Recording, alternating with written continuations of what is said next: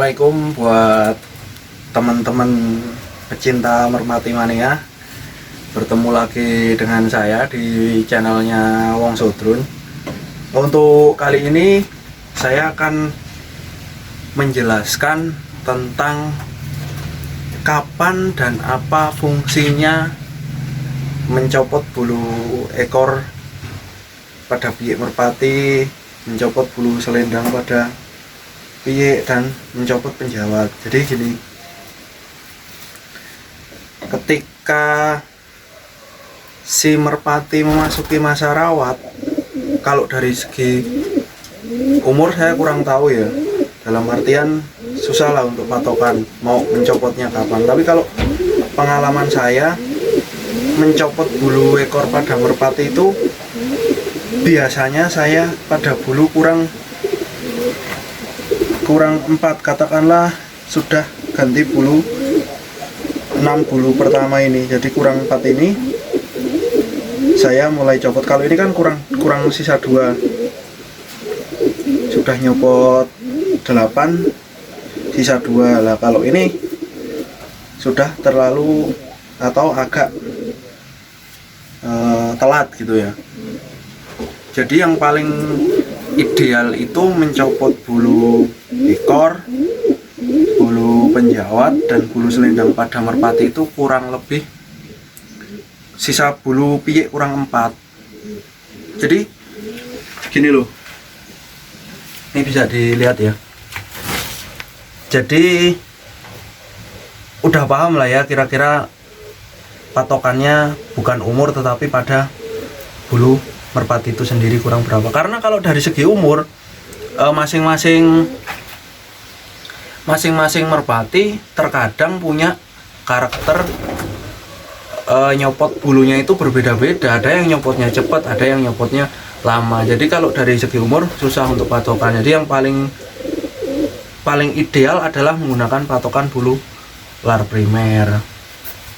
Dan apa sih fungsinya mencopot bulu ekor pada biik merpati, mencopot bulu penjawat, dan mencopot bulu selendang? Jadi fungsinya sendiri, kalau ini kan saya kasih contoh, ini salah satu merpati yang ketika biik tidak dicopot bulu ekornya, bulu selendangnya pun dia tidak dicopot dulu, dan bulu penjawatnya juga masih utuh. Yang pertama kan saya terangkan fungsinya sendiri mencopot bulu ekor pada merpati. Mungkin banyak dari teman-teman yang punya anggapan supaya merpatinya cepat tumbuh besar atau membuat struktur tulangan menjadi lebih tebal ketika bulu ekor dicabut. Ya kalau untuk masalah itu jujur saya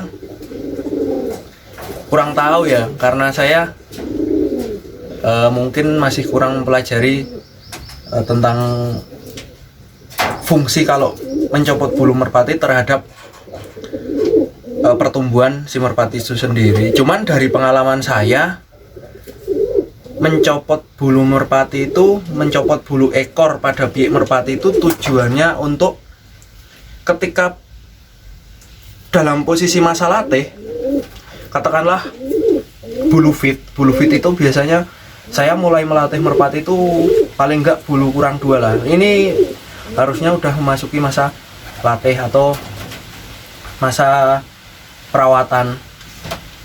Jadi kalau tidak dicabut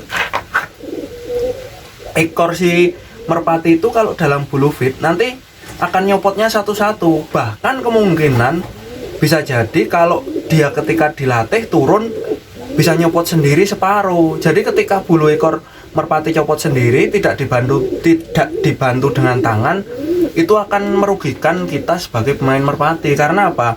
Dalam posisi bulu fit, bulunya merpati copot sendiri, otomatis untuk mengatasi hal tersebut kita bisa membantu mencopot bulu ekor pada merpati ketika masih biik sekiranya dikurang 4. Terus kemudian selain bulu ekor apa saja yang perlu dicopot? Jadi bulu selendang pada merpati. Bulu selendang itu yang bulu ini loh.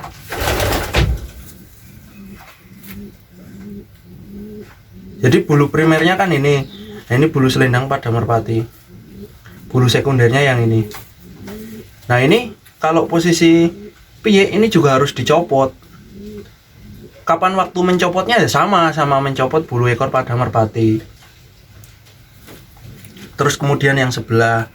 Dan kalau untuk jantan kadang saya copot juga untuk bulu penjawatnya. Tujuannya apa? Jadi ketika posisi merpati fit juga sama, dia nggak mengalami posisi penjawat. Jadi kita mau gandeng pun enjoy gitu. Jadi ntar ketemu penjawatnya lagi di ganti bulu pada tahap keduanya, atau ganti bulu pas posisi merpati bener-bener udah mengalami masa latih atau katakanlah bahkan sudah pernah dilombakan. Nah, untuk cara mencopotnya gimana? Cara mencopotnya bulu merpati, bulu ekornya pada merpati, cara mencopotnya gimana? Jadi langkah pertama yang harus dilakukan, teman-teman membasahi si merpati ini sampai benar-benar basah. Kenapa sampai benar-benar basah? Supaya untuk mengurangi sedikit rasa sakit pada merpati. Tapi tenang, karena kalau dalam posisi bulu kurang 4, biasanya posisi bulu ini memang sudah tua. Tapi ini nanti saya skip ya posisi waktu nyopotnya ya, karena nanti resikonya bisa di-ban sama YouTube karena dikira nanti penyiksaan hewan. Jadi kurang lebih nanti akan saya perlihatkan hasilnya seperti apa. Jadi ini posisinya gini ya, ini dibasahin seperti ini, bisa diginikan sampai merpati benar-benar basah ya.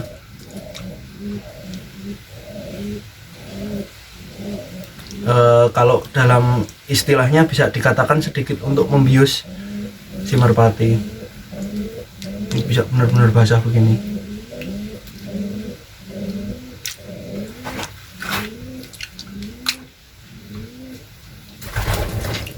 Ekornya sudah basah seperti ini, usahakan sampai benar-benar mengenai kulit pada deket-deket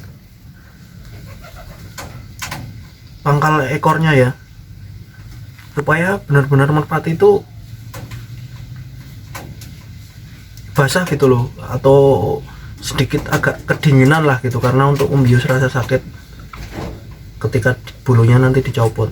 Nah, setelah kurang lebih ini kan benar-benar udah basah ini, kalau atasnya belum. Nah, ini teman-teman bisa mencopot nanti bulunya satu-satu, jangan dicopot bersamaan gini ya, tapi satu-satu dicopotin aja gini. Nanti teman-teman bisa praktekkan di rumah, nanti dicopot ini satu-satu gitu, ditarikin. Kalau udah basah dia lebih enak kalau dicopotin. Nanti saya akan perlihatkan hasilnya ya. Sama nanti ketika di sini pun harus dibasahi benar-benar, di saya pun kalau mau mencabut lar penjawat harus dibasahi benar-benar supaya merpati nggak merasakan sakit.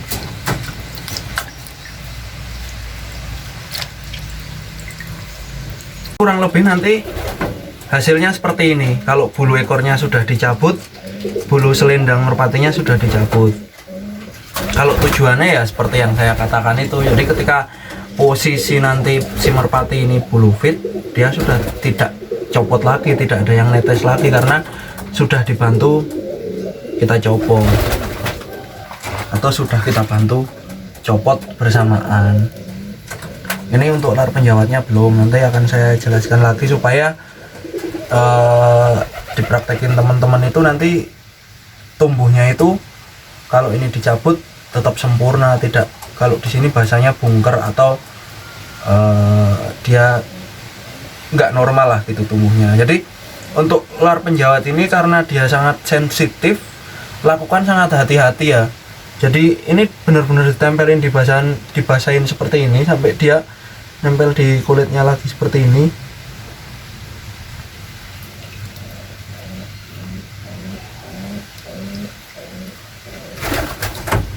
Baru kita copot. Kita copot seperti apa pencopotannya. Nanti kalau teman-teman di rumah kalau mau nyoba saya sarankan minta bantuan seseorang untuk memegang burung si merpatinya ini. Begini posisinya seperti ini, lalu bisa ditarik ke luar bulunya ini satu.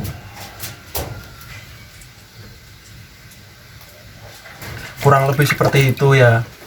Untuk bulu selendang sini sendiri usahakan nyopotnya dibasahin pakai air gini, supaya apa? Supaya bulu ini basah dan kita menggunakan tangan kita tarik gini. Kurang lebih seperti itu. Jadi gini, ini kan posisinya ada yang basah, posisinya sudah basah seperti ini, jadi kita tarik seperti ini. Nah itu kan langsung copot. Kurang lebih seperti itu. Ini karena kalau saya contohkan nanti durasinya juga kelamaan, takutnya juga nanti pelanggaran penyiksaan hewan atau semacamnya. Nah ini bulu piek juga, pinjem teman karena saya mau mempraktekkan, nggak punya merpati yang posisinya seperti ini gitu loh. Punya saya masih terlalu muda dan sudah terlalu tua. Jadi kurang lebih seperti itu, hasilnya seperti ini. Ini hasil yang sudah bulunya kita bantu copot. Nanti kalau sudah seperti ini ya, kita jemur di kurungan yang sekiranya tidak bersentuhan dengan tanah lah. Ini sepatunya. Ini punya temen pinjem, warnanya pelontang.